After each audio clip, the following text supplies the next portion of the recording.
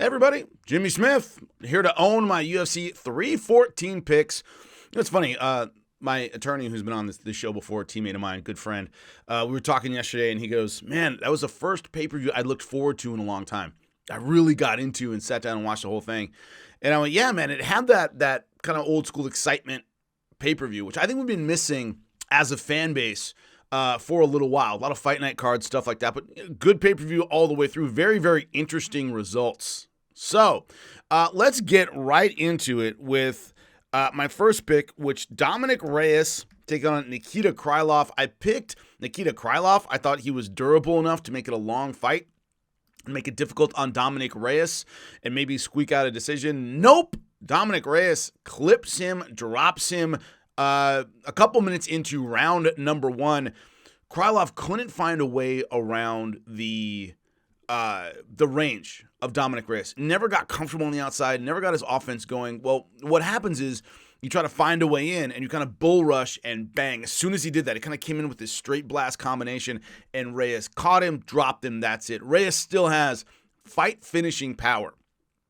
And with that win, it certainly helps him out. He's right now 11th in the division, probably hops into the top 10. This is just a division 205 where a couple wins gets you in the title conversation. So the slump he was on, been able to get past that. That's 3 in a row.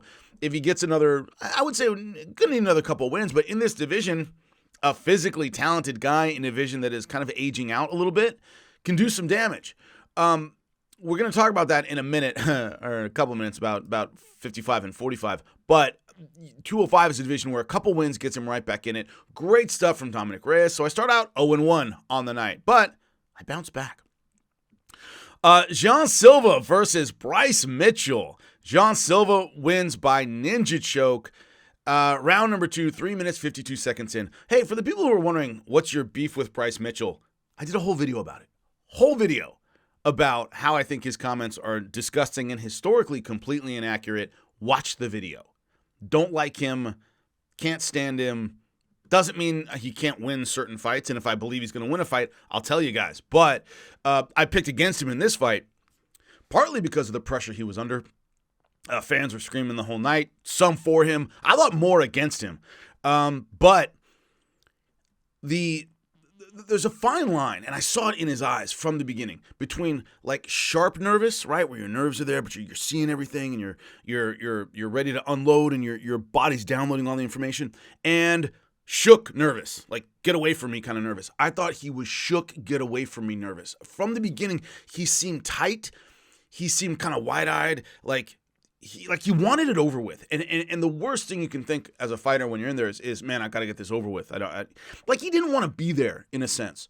And usually he doesn't fight that way. And when I did the breakdown and I picked Jean Silva, one of the things I said is I don't think he can big man Silva. And he's one of those guys who needs to kind of impose his physical will on a fighter to have success. And I don't think he's going to be able to do that. And he really couldn't do that. A, physically, B, mentally. He just seemed a little nervous. His teep kicks were kind of like, get away from me teep kicks rather than teep set up some other offense. Not that he didn't have moments in the fight. He did have moments in the fight, but he had no sustained,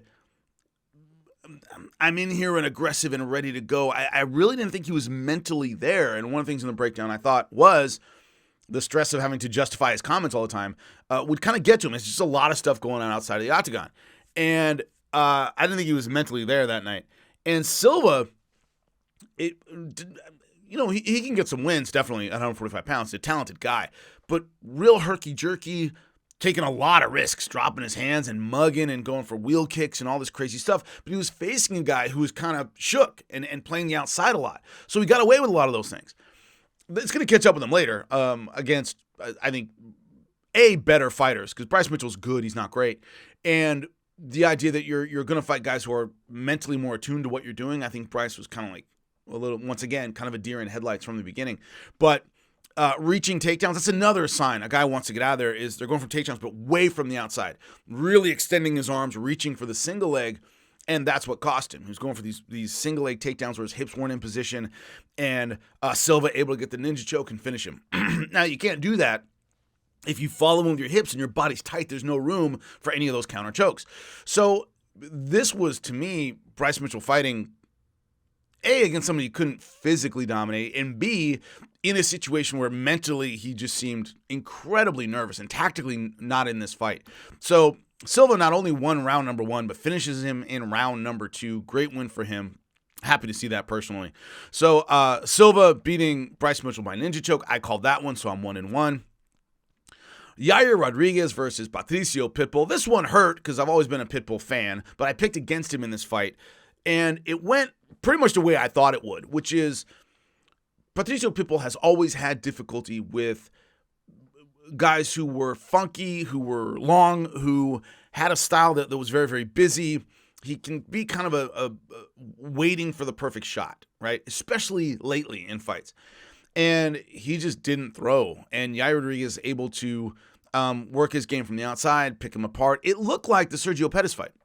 If anybody saw him fight Sergio Pettis in Bellator at 135, that kind of unorthodox style with a lot of outside striking, Pitbull just didn't throw in that fight.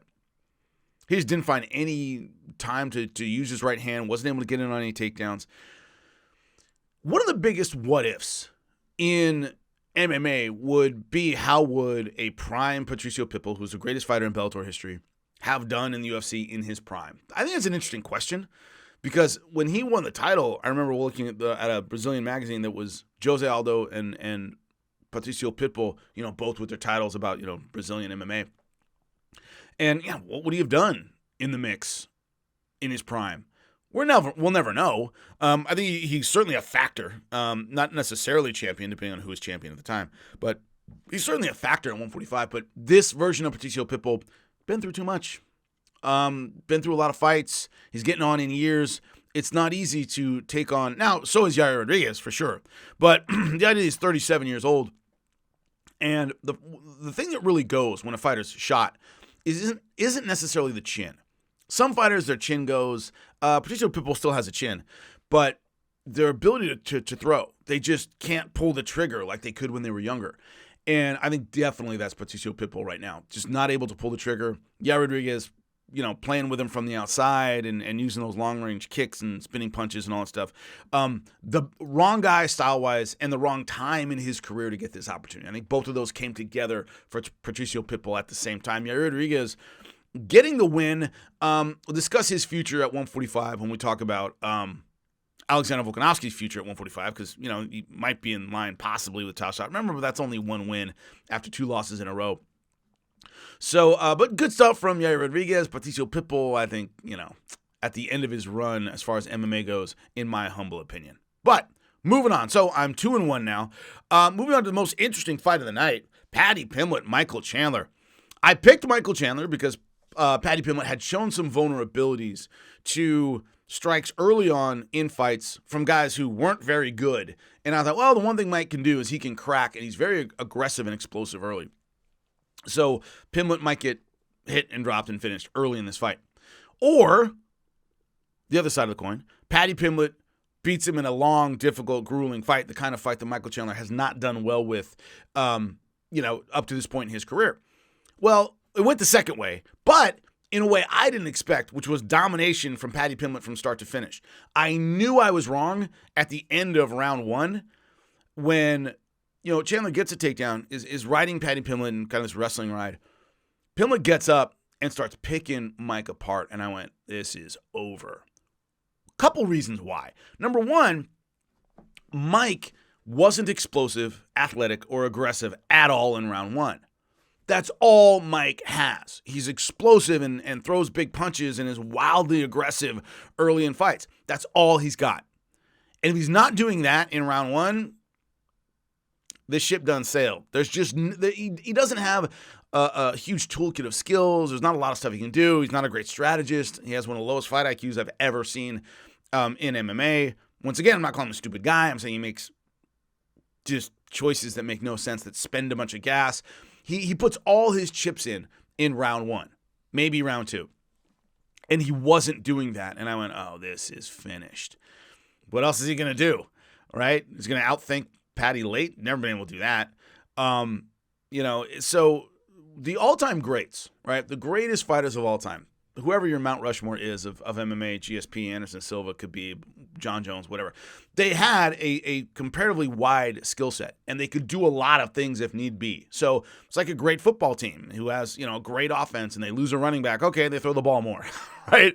There's always this idea of, hey, we're a good team. We can do other things. And Mike's never been that guy. He's been a one-trick pony his whole career. So as soon as that round one was over, I was like, he's going to lose, and he's going to lose bad. And Paddy Pimblett picked him apart, owned him with strikes. We knew we had the better submission game. We knew that was certainly a factor. But outstriking Mike easily. Mike looked sluggish. He looked slow. He looked muscle bound. Now, he's always been muscular, but he's been able to be explosive and athletic with that frame. In this fight, he looked kind of tight and kind of like, bound up with muscle rather than being able to use that muscle explosively, which is, what happens as you get older, right? You just become less athletic and less explosive. So it's a combination of Mike having the worst fight of his career, Paddy Pimblett having the best fight of his career. How does this set Paddy Pimblett up in the 155-pound division? Could he get a title shot right off this? He might. It's certainly possible, depending on how the timing works out. But the thing is that 155, much like 145, is a division that is just aging out. The names we've been talking about for years and years and years are just getting older. So when I look at the top five, number 5 is Dustin Poirier, been in the game forever. Max Holloway, been in the game forever. Justin Gaethje, same thing. Charles Oliveira, same thing. Arman Tsarukyan has been in for a while. He doesn't have the miles of those other guys, but he's still, been around the block. And then your champ is Islam Makhachev. And Islam has fought everybody in the top 5. So, in a new blood kind of sense, he might be the next guy. Certainly. Islam said, hey, man, I'm beating everybody else. Hey, why not Paddy Pimblett? I don't think he beats Arman. Well, he might beat Arman, so you can. I don't think he beats Islam Makhachev. I would favor Arman right now in a fight. I'd favor Charles Oliveira.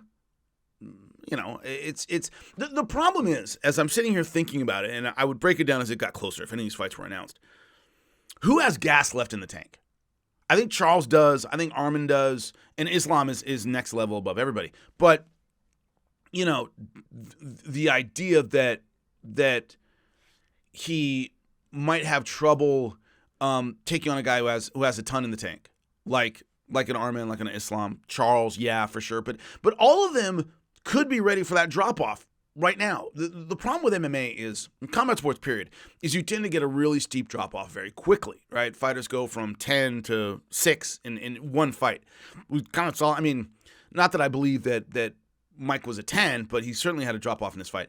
So all these guys are certainly capable of having a drop-off by the time they fight Paddy Pimblett or during a fight with Paddy Pimblett. So Paddy Pimblett certainly could fight his way to the top and get a title shot. Best performance of his career, looked very, very good, and Mike looked like a worse version of the Michael Chandler we've seen a million times already. But great performance by him. Moving on to the main event, Alexander. So I was wrong on that one, so I'm 2-2. Can I win in the main event? Yes, I can. Alexander Volkanovski, Diego Lopez. I picked Alexander Volkanovski by decision over Diego Lopez. That's exactly what happened in the way I thought it would happen. Pretty much outworked him.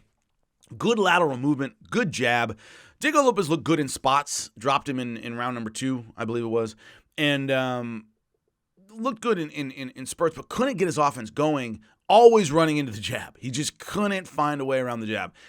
Folks, if you can't find a way around the jab or the leg kick, you have a lot of trouble because it's just the easiest setup weapon for everybody.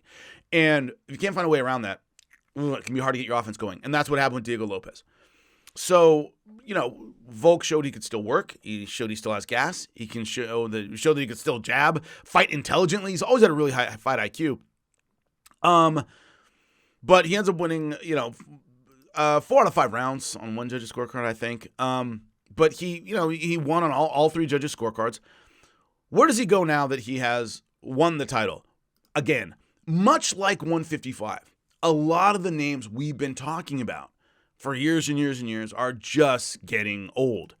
So look at our top 5. Yair Rodriguez, who won against Patricio Pitbull. That snapped a 2-fight losing streak, but he's already lost. It was finished by Alexander Volkanovski. Movsar Evloev is the new blood at number 4. Diego Lopez at number 3, he just beat. Max Holloway, I don't think Max Holloway goes back down to 45 again. and Alexander Volkanovski is now champ. So let's say Brian Ortega at number 6 slides into that 5 spot. Still has Ilia Topuria listed as champion. So these are all guys we've seen before. These are all fighters we've seen before. The only ones we haven't, as far as title opportunities, is Movsar Evloev. That would be nice. That makes a lot of sense. So Movsar Evloev, a very talented fighter, a guy who I definitely think can do things.